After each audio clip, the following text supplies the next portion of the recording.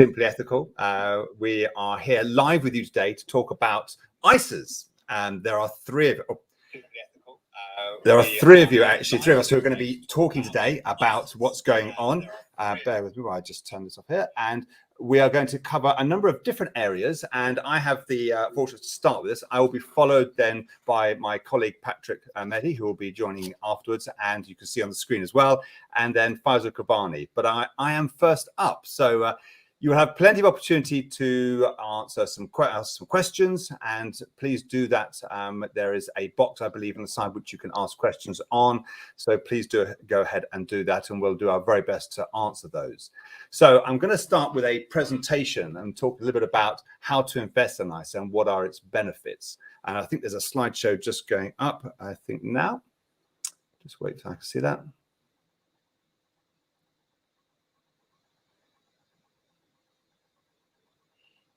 Okay, brilliant. Thank you. Sorry, the slight delay. So let me just talk a little bit about kind of ISAs. We're going to talk about a number of different areas today. And in particular, one of the things we're going to look at is around the points of the history of ISAs, what they're about and where they've come from. We're going to talk about their tax treatment and what if the investor dies. And then I'll cover some areas around types of ISAs and also the flexibility of an ISA, which is also important to understand, especially with recent rule changes. So, why did the government introduce ISAs? And I'm going to talk a little bit about more of the history of that. But the key factor is obviously about the tax efficiency that can offer. I've got a quote here that is one that I've used on many, many occasions before, in the fact that, we contend that for a nation to try to tax itself into prosperity is like a man standing in a bucket and trying to lift himself up by the handle. A well-known leader of this country. And the key thing here is it's actually the government trying to encourage us to saving. And that was one of the factors that it came around by. So let me talk a little bit about the history of ISAs. So ISAs were introduced on the 6th of April, 1999, and they replaced some of the earlier tax-exempt schemes that were in place. We had the personal equity plans, which were very similar to stocks, shares, ISAs of today. And then also the TESAs, which were the tax-exempt special savings accounts, which are pretty similar to what the cash ISAs were today. We then also saw junior ISAs being introduced in 2011, which replaced the original Child Trust Fund, which was set up by the government previously to encourage parents to support saving for children in a tax-efficient way. And I'll talk a little bit about junior ISAs in a minute. Now, with a few exceptions, such as from an employee share ownership plan, all investor contributions into an ISA have to be in cash, not kind. Now, adult ISAs are actually available to all UK residents aged over 16, and you have to have a national insurance number, but individuals between 16 and 18 are only permitted to use the adult cash component, or can use, of course, a junior ISA, which again, I'll explain briefly. Today, there are mainly four types of ISAs. There's the cash ISA. There's a stocks and shares ISA. There's something called an innovative finance ISA, and then there's something called the lifetime ISA, often known as the LISA. Now, one of the key factors about an ISA is the tax treatment it affords you. So any profit share on a cash ISA, for example, held within a cash ISA, or anything generated within the stocks and shares is not subject to income tax. So no income tax is charged on that. So things like dividends on shares and income on sukuk or even direct property are not taxed, and capital gains are also not taxed. However, there is actually another side to that, the fact that any capital losses that are incurred within the ISA can't be used to offset anything actually that's a capital gain. Now, one of the big advantages of ISAs for many people, especially as they've grown their ISA accounts over time, is that they don't need to report the income. So capital gains or trades to HMRC if it's not taxable income. So this has been considered quite a considerable reduction in paperwork for many people. And this has helped especially active traders who are otherwise required to report their trades, especially, and the key factor here is if your total sales value exceeds 4 times the current capital gains tax allowance. Now, if it's outside this tax wrapper, that actually is a lot of reporting, and would actually, even if you have no capital gains tax actually to pay, would actually require some considerable time to put together. Now, one of the things it doesn't protect you from actually initially is inheritance tax. So funds or investments or cash in an ISA still is subject to inheritance tax on death. So cash or investments are ordinarily subject, I say, to ordinary inheritance tax when the account dies, and I think Patrick may cover that when he comes to speak. But if their estate is valued above only the IHT NOREC band. However, since August 2013, it has been possible to actually hold AIM-listed shares actually in the stocks and shares ISA. Now, this is quite good because some of those shares may qualify for business relief, and that may help you with regards to inheritance tax planning. Now, you would need to hold those for at least 2 years, and it's something we can obviously offer advice on. Now, for death of an ISA investor, on or after the 3rd of December in 2014, the surviving spouse or civil partner can actually apply for that year for an increased ISA allowance. And it's something called the additional permitted subscription. The advantage of this is that allowance is separate from the normal annual allowance, and it's based on the value actually of the investor's ISA when they died. So let's talk a little bit about the types of ISAs. So first and foremost, you've got cash ISAs. So cash ISAs is basically an account which enjoys a tax-free status, normally offered by banks or building societies, but also investment firms can offer them. Now, it is mandatory that money held in a cash ISA has to be made available within 15 days, but actually may have also a penalty adhered to that. Now, the next one is stocks and shares ISA. So investors' money invested in qualifying investments, which is generally stuff like cash or UCITS authorized funds, which is a bit of a complicated term, but to explain things like unit trusts or open-ended investment funds. Also, some investment trusts that actually satisfy some conditions, and even individual shares can actually be held, those that are on a recognized stock exchange. And in fact, as I explained, since the 5th of August 2013, AIM shares have also been allowed to be held in ISAs. Again, there's actually a permitted that any money held in a stocks and shares ISA must be made available on request within 30 days. But however, sometimes some organizations do put penalties against this. The third one on the list is junior ISAs. Now, junior ISAs were actually started back in 1st November 2011. There was an initial subscription of $3,600, but in the last tax year, that was increased to £9,000 per year per individual. Now, at the age of 18, the JISA can convert to an adult ISA, so you don't have to sell out. It can automatically carry across into an ISA. And like adult ISAs, junior ISAs are available in cash and stocks and shares. And money can't be withdrawn until they're aged 18, unless there's a terminal illness. Now, a child from the age of 16 can actually manage their own account. Otherwise, it's a case of the parents have to take responsibility for this. And in fact, those who are under the age of 18 or born on or after the 3rd of January 2011 do not have to have had a CTF account, a child trust fund account, to be able to hold a junior ISA. Now, unlike an adult ISA, a child can only hold one cash ISA and one stocks and shares ISA, and that can include all money from the past years. And if you transfer, it has to transfer across.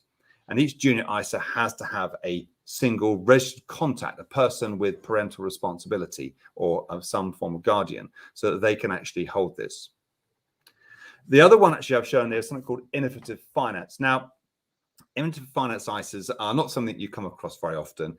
They work on the same tax-exempt basis as an account, but they tend to contain peer-to-peer loans instead of stocks and shares. Now, there's been some very strict rules put in place since 2019 on these, and that kind of limits who they can be marketed to. And they tend to be only used by those who are happy to accept high risks. And I'm not actually currently aware of any that are Sharia compliant, though obviously happy to be proved wrong. The final one I've shown on the page here is lifetime ISAs. Now, lifetime ISAs were announced in the 2016 budget. Now, these were introduced from 2017 as a more flexible way to be able to save for both home purchase and also retirement. Now, only those aged between 18 to 40 can open an account. And at the end of the tax year, or when used for a purchase, a 25% bonus on contributions of up to £4,000 a year is paid by the government. So if you put £4,000 in, they will put up to 25% in. So excuse me, it's £4,000 as a maximum to that. Now, that £4,000 is also part of your overall ISA allowance. It's not actually in addition to it. So if you are 19, 20 years old and you have already a stocks and shares ISA, you would only be able to put up to £16,000 if you've used the full £4,000 in the lifetime ISA allowance. Now, the permitted investments are as for the cash or stocks and shares ISAs. You can hold cash, you can hold stocks and shares. And for them, a number of accounts is allowed, but only one account can be held per year. Now, the money can be used for a first home purchased with a mortgage and the price of up to £450,000. And the money is paid direct to the conveyancer or the lawyer. However, it's good to know that if the sale doesn't complete, that money can be returned back to the existing lifetime ISA. So you don't lose it on that basis if the sale does not complete. However, there also need to be aware there are restrictions in place, which means that to avoid abuse of the scheme, so people kind of getting this chance for an uplift, if you do buy it, you're not able to actually rent out the property. You have to live in it. Now, money can be withdrawn on buying the first home, or you can actually withdraw it as a whole from reaching the age 60. So a person who's diagnosed with a medical condition that has a life expectancy of less than 1 year also can withdraw the full amount and without penalty. So they would receive the 25% uplift as well.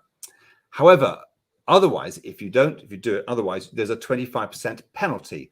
Now, recently, actually, in March to April this year, March last year to April this year, there was actually a reduction in that due to hard times regulations due to COVID-19, where they reduced that penalty such that if you took the full amount out, you weren't penalized. However, that has now returned to the full 25%, and therefore you would be penalized unless you used it for the actual purpose that it was meant to be. So now just to briefly talk about flexibility and transfer rules. So features were introduced from April 2016 that for any adult ISA type, you could actually withdraw the cash and redeposit it in the same tax year. Now, most providers permit that a person can withdraw an unlimited amount of money from an account, and you can return that same amount of money back in within the same tax year without it counting against the current actual subscription levels. So had you put in £20,000 into your ISA, but then you had to withdraw £30,000 out, as long as you put £30,000 back in within the current tax year you withdrew it from, you wouldn't be penalized. You can actually put it back in. And it's given some great flexibility. It's allowed people to do some short-term transfers out and also pay the funds back in. And that kind of really helps with many people kind of going forwards if you want that kind of flexibility. And it means that prior to that, if you'd put in 20,000 and taken 10,000 out, you'd lost that allowance. So that doesn't apply anymore. In terms of transfer rules, well, transfers between providers are allowed. So you can transfer from a cash ISA to another cash ISA. And in fact, there are regulations in place, which means that they commit to doing that within 15 business days. You can also transfer from any other type of account transfer, but that's normally done within 30 days. What's really important, and this is something which I'm sure Faizal will pick up in terms of how we do it at Simply Ethical, is that the transfer must be carried out by the actual ISA manager. If you actually withdraw the money, you actually lose that allowance there. So it's important to understand that because you can only replace the money back into the same ISA you had opened in that tax year, if you withdraw it to put it with somebody else, you can't actually open that ISA up. So it's worth checking in terms of speaking to your financial advisor around that. Hopefully that's been some insight and help regard to that. Thank you very much. I'm now going to pass over to Patrick, who will talk a little bit more about some details in terms of financial planning. Over to you, Patrick. Thank you very much, Stuart. Good evening. Assalamu alaikum, everyone. Welcome to our webinar, ISA. First off, my thanks to Stuart, who has, taken us into a deep dive into the world of ISAs to navigate all the different types and characteristics of the different types of ISAs. It's a bit, it is a bit, bewildering, as there's a lot of different options there. So that was absolutely terrific, Stuart. Thanks very much for that. What I'm going to be covering is I'm going to be looking at it from a bit of a different perspective. Okay, I'm going to look at things from a broad perspective. So we're going to take a look at financial planning from a holistic perspective, and then we'll see how we can use ISAs, in our financial plans to, achieve our financial objectives. And then very, very briefly, I'm going to tell you everything you need to know about investing money. Okay, a summary of it. Okay, in a very short, brief period of time. So just bear with me one moment, and I'm just going to bring up my screen.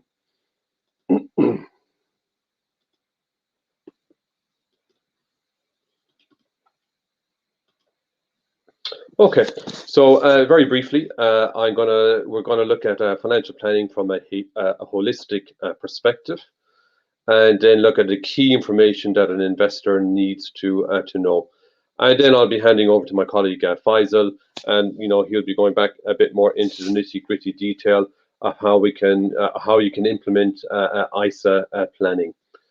So we start off. So this is I call this the financial planning matrix.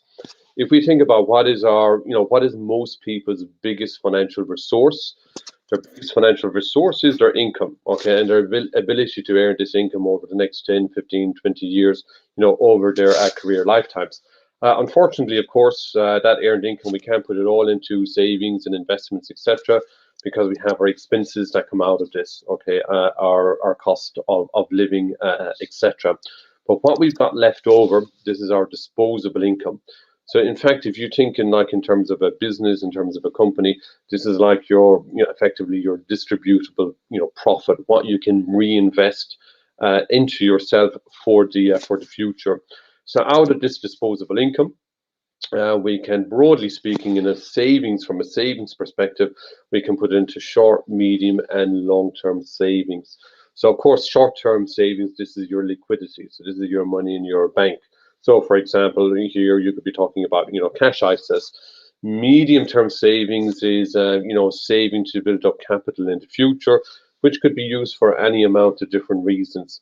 So some of the common purposes is, for example, saving for, university for, children, maybe saving to buy a holiday home in the future, saving for, holidays, cars, etc. Saving, so you're building up capital so that you don't have to, borrow money in the future. And then, of course, long term is geared and focused on your retirement planning. So eventually, we're going to get to the point where that's it. You're, hanging up your tools. You're no longer working, and obviously, of course, as soon as that happens, your earned income ceases. So long-term savings is all about pension and retirement planning. So the course is from your disposable income. Ideally, you need to be taking a slice of your disposable income and putting it into these various different pots, short, medium, and long-term savings pot. And then, of course, you can use different investment vehicles for that. So, for example, the ISAs, you can use cash ISA for short-term, and then you can use the various other ISA structures for medium-term and long-term. Okay, so you can use for both. Of course, the big advantage of ISA wrappers compared to pensions is you can get your hands on the money. Okay, whereas with pensions, your money is specifically tied up until your retirement age. And of course, let's not forget about the money which we pay. I always recommend spending money out of our income on a regular basis towards charity as well. And of course, you put the money into these into your short, medium, term, and long term, and over a period of time, you're going to build up capital. Okay, so when you have got capital, then you have got investment options. So broadly speaking, when you've got capital, you can put it into an investment portfolio. You can put it into property, real estate assets, or even invest in your own business, start your own company, which is a high risk option, but is going to be an option which is going to be suitable for some people. Of course, for many people, they will do some investment portfolio, and they might have to do some real estate investment as well. And of course, with your ISAs, you can use your ISA wrapper in the investment portfolio. So you can use the ISA wrapper to shelter as much of your investment portfolio, both from income tax and capital gains tax. Okay, although it won't be sheltered from inheritance tax. When you die, your ISA assets will be added to your estate and will be subject to inheritance tax. But over the course of your lifetime, you can save obviously on any income tax on your profits, and of course capital gains tax as well, as Stuart has already outlined. And of course, the whole idea is that all of these can generate an income from you, an income from your capital. So your investment portfolio can you can get dividends from your investment portfolio. From your property, you can get rental income, and from your own business, you can take dividends and extract profit from your own company. So what you're trying to achieve over the long term, okay, so this is really the, you know, the holy grail of financial planning. What you're trying to achieve over the long term is that the income that you're able to take from your capital supersedes your earned income. So when your income from your capital is able to overtake your earned income, then you're no longer dependent on, you know, working any longer. Now, most people only achieve this when they retire. Of course, it's possible to achieve it earlier. You just need to have obviously a certain amount of capital in place to be able to do that. And of course, we also got to think, you know, what happens if something happens to my health, if I can't work because of illness or accident, etc. So it is good to have a financial safety net in place to fall back on in case something happens to you. Because of course, if you lose your income, then you know you lose your ability to do all this financial planning. Of course, we also, you know, for Muslim investors, we also have to make sure that we fulfill our duties and our obligations on our wealth and pay our zakat. Okay, pay our zakat that is due on our wealth on an annual basis. And of course, in charity, you've got the different types of charity as well. What, you know, setting up a charitable endowment, 𝗙𝗿𝗄𝗏, giving a loan without taking any interest or without taking any benefit. And then, of course, as well as zakat, you also have sadaqah as well, which is the extra charity. You want to box clever with your financial resources. So really, you want to minimize, okay, the tax both from your income and from your investments as much as possible. So Stuart has already talked about the tax advantages of ISAs already. So this is really where you want to make the maximum benefit from the ISA options that are available to you, especially those where you can get tax relief as well on contributions. And of course, let's not forget risk. At every aspect of your financial planning, we need to think about the risk implications as well. So if you're running an investment portfolio, okay, what is the risks that it is subject to? If you put all your money into property, you put all your money into your own company, we need to think about the risk implications of this as well. So you also want to have a risk shield to, you know, to ensure that your, you know, your financial plans, your plans for the future, you know, aren't going to be wrecked by, you know, something unexpected. And obviously, excellent example at the moment is obviously, of course, the COVID, you know, pandemic health, pandemic, which of course, obviously, you know, came out of nowhere, and you know, the rest is history. These two aspects are, of course, are connected. You know, financial protection and risk shield. Moving on. The next section really is about, you know, thinking about what do investors need to know when making investments. So, you know, ISAs are wrappers that go around, tax efficient wrappers that go around investments. So having knowledge on how to invest money is going to be vital for, you know, managing your ISA pots. So just a little reminder first, and this is, you know, if you've covered economics, you will know this. Price for anything is determined by the supply and demand for that, you know, that good, that investment, that share, etc. So the interaction between supply and demand. Now, if we consider what do, you know, investors need to know when looking at investment. So this is just a really short summary covering very, very comprehensively what investors need to think about, what are the crucial things they need to think about when considering or looking to make any investment. So if we consider making an investment, T0 represents the beginning of when you're making the investment, and Tn is the end of your investment when you're selling it. So you've got the purchase price and the selling price. So the crucial things that any investor is going to be concerned with is the price that they pay for the investment, the future price, the selling price, and any income that they can receive from the investment in the meantime, and of course the risk attached to the income that they're going to receive from the investment, and the risk to the future selling price of that investment as well. So different types of investments have got different risk, characteristics. So, for example, if we were comparing a sukuk investment or an Islamic bond, the risk to the income and the selling price, future selling price, is much, much less compared to, let's say, an Islamic equity fund investing in emerging markets, for example. So this is the key criteria that you're going to be looking at. Now, the question is, okay, well, what's going to determine, the future selling price? How do I predict what's going to be the selling price in the future? Well, the selling price will depend on the future supply and demand of your investment in the future. So, i.e., when you go to sell it, it will depend on the market in the future. Okay, how many people are looking to buy and sell that investment in the future, whether that's a share, a sukuk, whatever type of investment it is. So then you have to think about what are the factors that are going to affect the supply and demand of that investment in the future. So they're all the usual factors. So the economy, okay, central bank policy, what are going to be the interest rates? Interest rates, when we're talking about investments, interest rates is pretty much one of the most crucial aspects to consider. Why interest rates? Because interest rates is the price of money. So when central banks set the interest rates, they're basically affecting the price of money and therefore the value of all assets, okay, in a country or in an economy. And generally speaking, as a very quick term of rule, the higher interest rates are, the more interest rates go up, the greater the negative effect on the value of investments.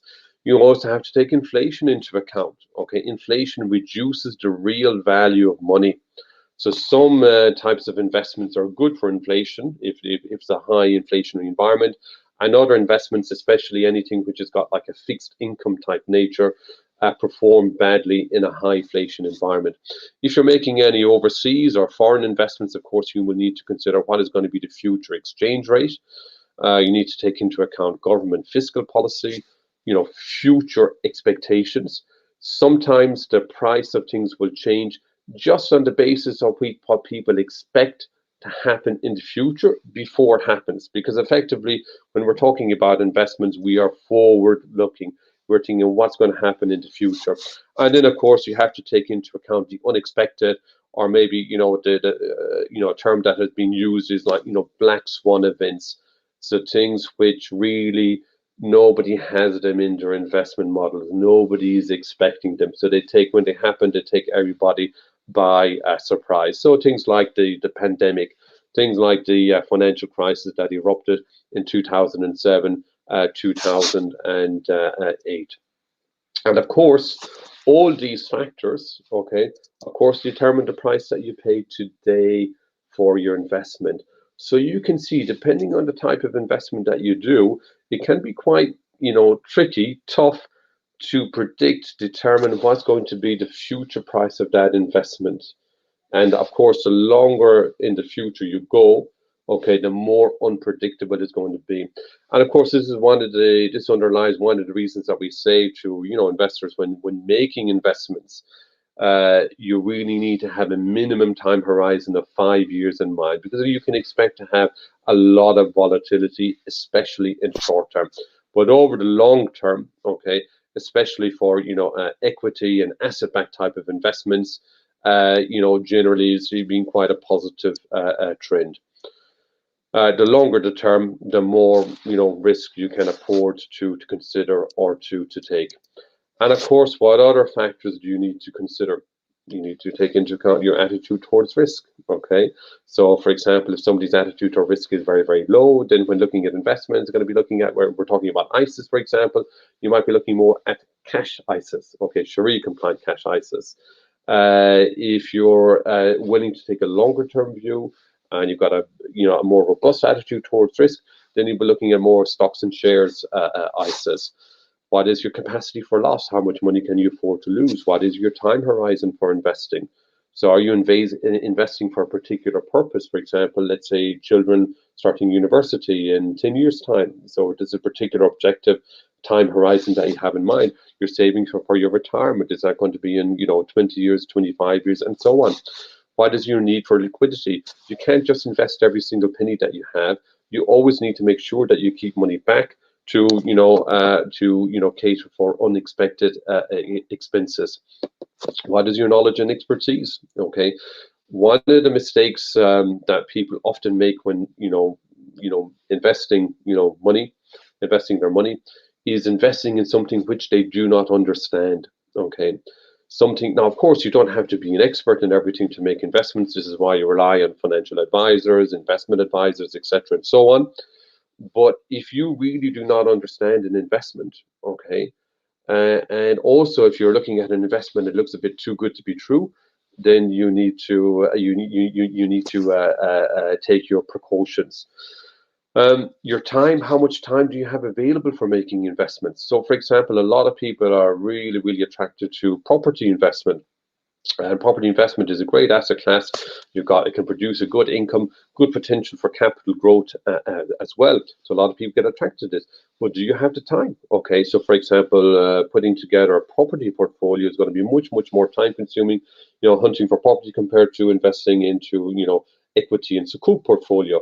And then there's the whole thing of managing the portfolio as well. Okay, so, tenant calls you up in the middle of the night, the boiler is on the blink, we need to get it fixed, or you have problem tenants, etc., stuff like that. So with any investment, you need to take into account the characteristics of the investment and, of course, the pros and cons of the investment as well. And you also need to consider, how much capital do you have available to invest? So for example, there's a huge difference between somebody who has got, 20K to invest or somebody who has got, 20 million to invest. And then finally, of course, and not least, is, of course, your tax position. So we've been talking about ISAs already. Stuart has given us a good lowdown of the tax advantages of ISAs. We, of course, have got other instruments as well, like pensions, etc. So we really want to take full advantage of all these tax-efficient investments that we can utilize, because the less tax we pay, the more our capital can build up in the future.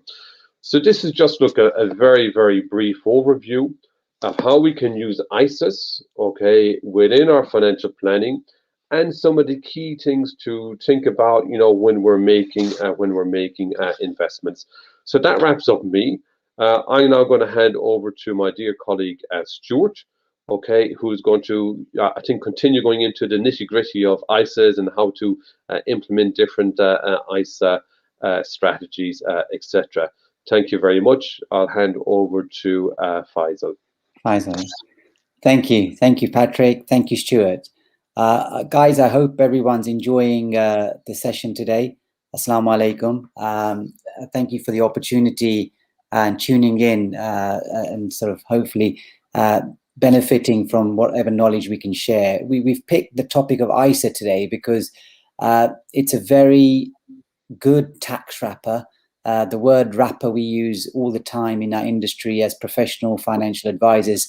For some of you, that might be a new word in terms of using it to describe a financial instrument. Usually it's a chicken wrap or something we're having, but this is a financial wrap. Yeah, so this is a tax wrapper. We call it a tax wrapper. So essentially you have different buckets that you can use to invest in, and for various reasons, as Stuart went through some of the history of ISAs, that the government has set up different types of tax efficient vehicles to incentivize people to act in a particular way. So we have pensions, for example. They're amongst the most lucrative tax benefits you can get, because the government's really going all out to try to encourage people to save for their retirement, because we have a crisis in waiting otherwise in terms of the aging population and people having the ability to have a decent quality of life in their retired years without people actually saving for retirement. Similarly, with ISAs, it's probably the best vehicle for most of us to do that regular saving we all want to do. As a financial advisor, I sit down with the vast majority of people, and we look at their financial situation, their financial goals, and invariably, as Patrick pointed out, we have short-term, medium-term, and long-term goals. Very common ones for all of us are, financing the education of our children. Most of us, it's about university fees. It may be about even going for Hajj, something like that. It costs quite a lot of money these days. house improvements, renovations, etc. We all need to be putting away a bit of money to finance these things. And you want to be doing it in the most tax efficient way. Now, we've talked about the allowances, we've talked about the benefits of an ISA. I suppose what I'm just trying to do now in the next 10 minutes or so is to just talk about, so how do you actually go about setting up an ISA? And how can Simply Ethical help you? So I think so first thing to say, the type of ISA that we provide is something called a stocks and shares ISA, which Stuart pointed out as one of the types of ISAs. We don't provide cash ISAs. I think the only one in the market, to the best of my knowledge, which is Sharia compliant, is with Al Rayyan. But someone did mention there might have been another one, but that's the one I'm aware of. But apart from that, the stocks and shares ISA is what we provide. And the reason for that is a financial investment firm like ours, we essentially manage people's money, and we use regulated investments, which are funds, which are regulated or approved by the FCA and which are Sharia compliant, or we can use shares as well, direct shares, direct equities, which we do for some clients. Now, we as Simply Ethical offer ISA in two formats or two ways of accessing an ISA. One is that you may be familiar with our online platform. So if you go on our website and you look at the menu bar at the top, there is something called online advice. And if you were to click on online advice, you see 3 accounts appear. One is an ISA, one is a pension, and one is a general investment account. And essentially, whichever one you click, you go through the same journey, online journey of setting up an account. And it takes about 10 minutes of your time, 10 to 15 minutes of your time. And you essentially can go through a few steps, answering a few questions, telling the system how much you want to invest. And the system will then direct you to not only set up an ISA, but where to invest the money. It will essentially provide a recommendation for you. We have 7 model portfolios, essentially from low risk to high risk. And the system will essentially tell you, based on the way you've answered those questions, it will assess your appetite for risk, your situation, and based on that, it will recommend a portfolio for you. And based on that recommendation, you do have a bit of flexibility. So let's say the system recommended you take a balanced portfolio. You are able to choose the balanced portfolio, or you can basically choose a portfolio 1 risk level lower or 1 risk level higher. So you have a little bit of flexibility. But essentially, this is what the FCA calls simplified advice. It is still considered advice. So, and there will be, once you've set that up, you will get a letter of recommendation setting out the advice to you, a suitability report, etc.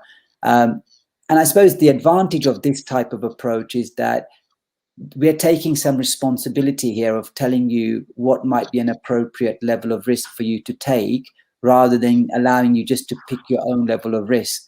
So if you're telling the system that, you know, you're quite a low risk type of person, your investment horizon is only 3 years, etc., it would be inappropriate for the system to recommend you a high risk investment. And so this way, the system is trying to add value to you by telling you what level of risk is appropriate for you. So you can go on our online system, you can set up an ISA. And for those of you who have got ISAs from other providers or child trust funds that you've had for your children previously, there will be a mechanism within the online process of transferring these things to this new ISA you create with Simply Ethical.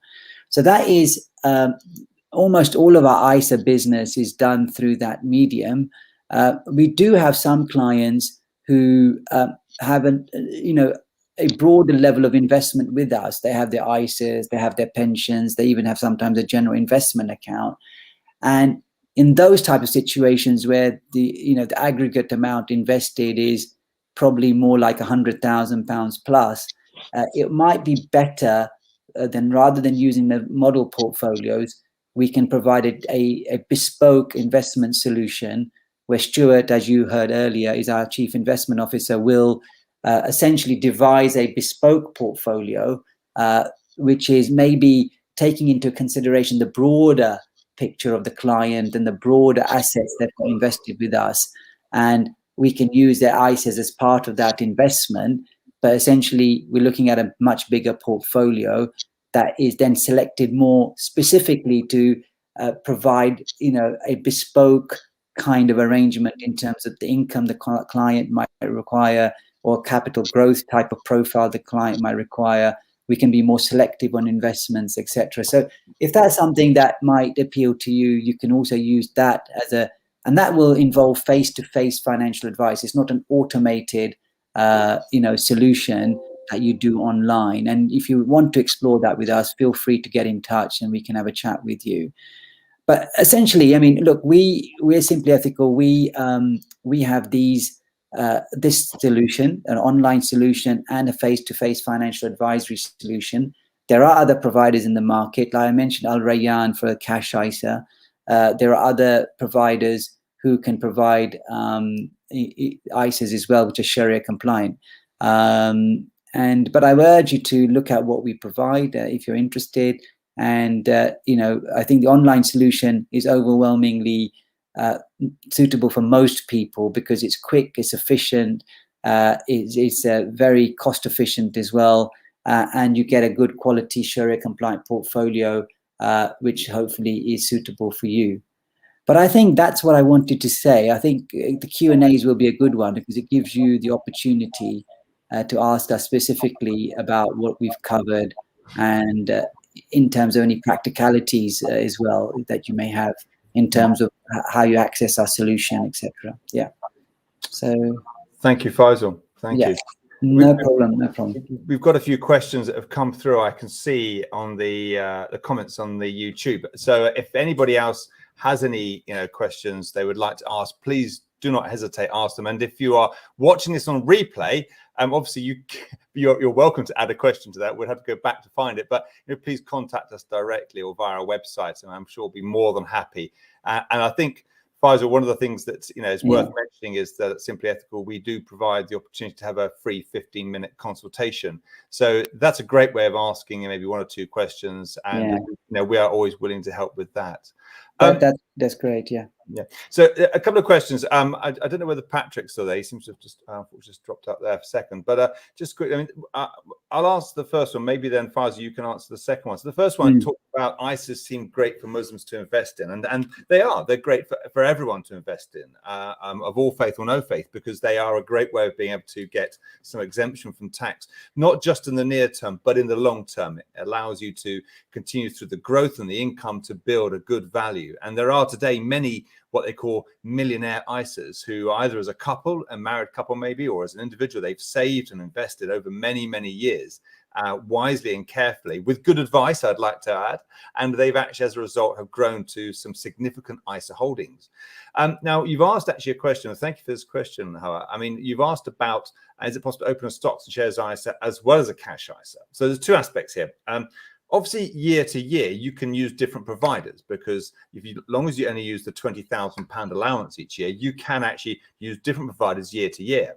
So that's not a problem. So you could have a cash ISA with a different bank every year, or you could have a different stocks and shares ISA with different providers every year. It is sometimes easier, though, to have it with the same provider each year, because obviously that just gets out of the portfolio and the investments underneath just get built on and compound that way. So we always advise it's better to always keep your ISAs consolidated. Now, in the same year, you are permitted to open a cash ISA and a stocks and shares ISA. That is permitted. You are allowed to do it. However, you are still restricted in total to the £20,000. So unfortunately, you can't go and put £20,000 in a cash ISA and £20,000 in stocks and shares. You can only do one. And in fact, if you do both, they've got to add up to a total of £20,000. Hopefully that's answered that question. Faizal, do you want to pick up the next question regarding of course. The Sharia compliance? Sure. So all ISAs Sharia compliant. So first and foremost, ISA is just a tax wrapper, as we said. It's just a particular type of tax vehicle, if you like, tax efficient vehicle to invest in. So ISAs in their own right don't determine Sharia compliance. I suppose what determines Sharia compliance is what you are investing the money in. Now, if you take a normal cash ISA that the conventional banks and building societies offer, then clearly they will not be Sharia compliant, because they are interest-based, instruments.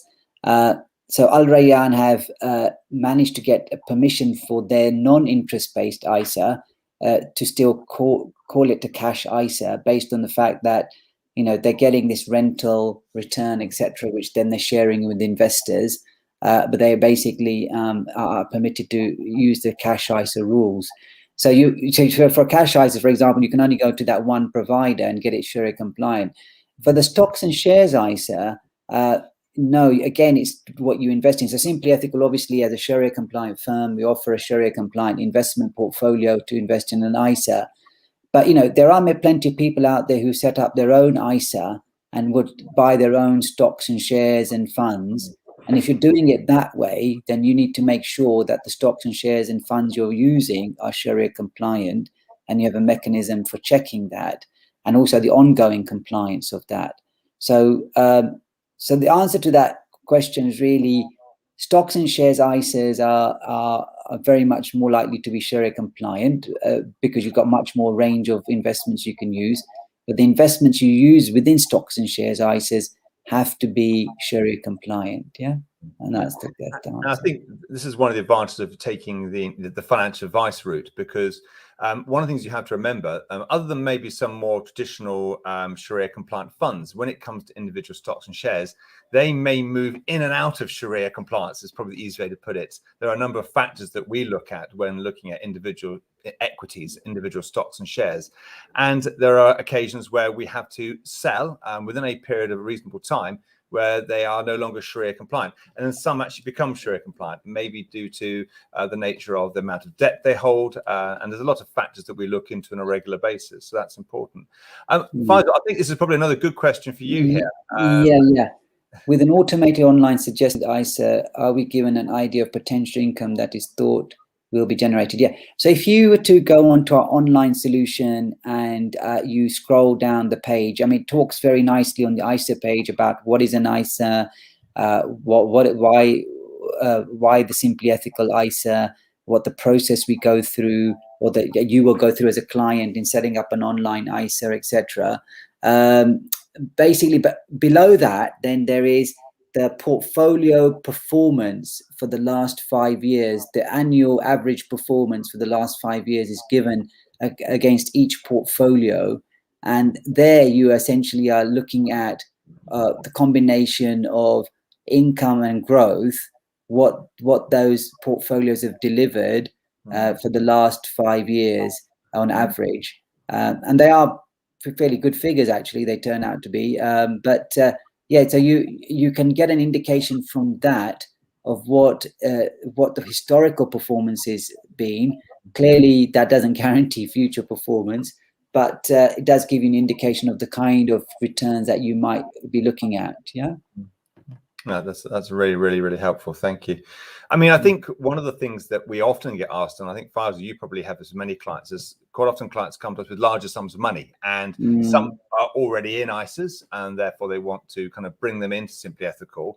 Maybe you can, in a minute, just explain how that works, because people are often confused about that transfer. I know I spoke about the kind of legality of it, but the other side to think about is that when investing cash for the first time, if it's you and your wife, and therefore between you have £40,000, but allowance, you can put £20,000 each now, and then of course next 6th of April you can put another 20,000 each, which would be 80,000.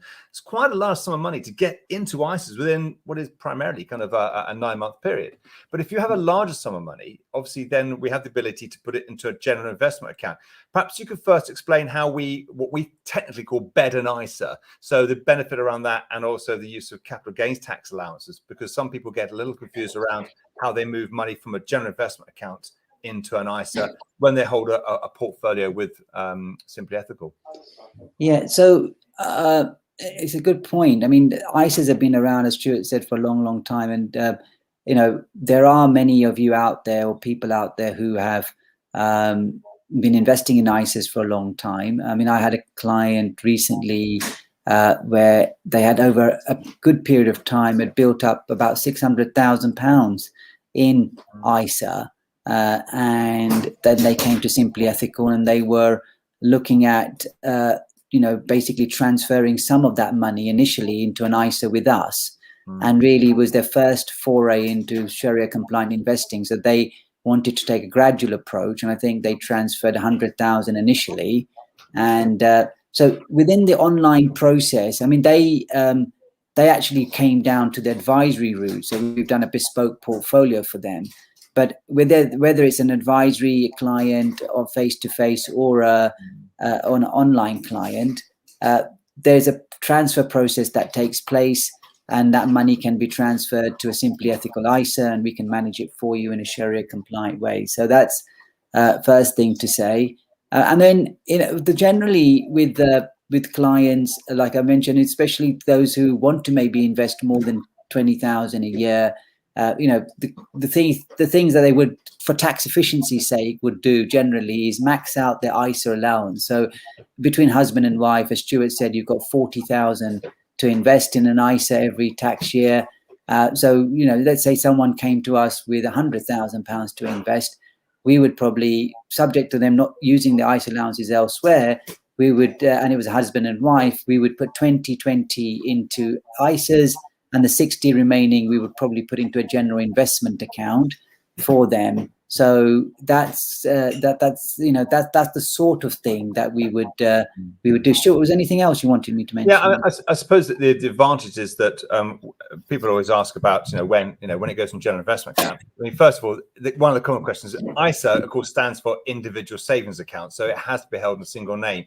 With a general investment account, of course, you can hold it in joint names. There is more flexibility, and the advantage of that sometimes with some individuals who are using the general investment account to fund their ISAs each year. So, if you, for example, have inherited £500,000 from the sale of a property, you can only put maybe between you 40,000 in each year. To be able to then say, well, each year we can put another 20,000 each in. That's a really, really helpful way of being able to do it.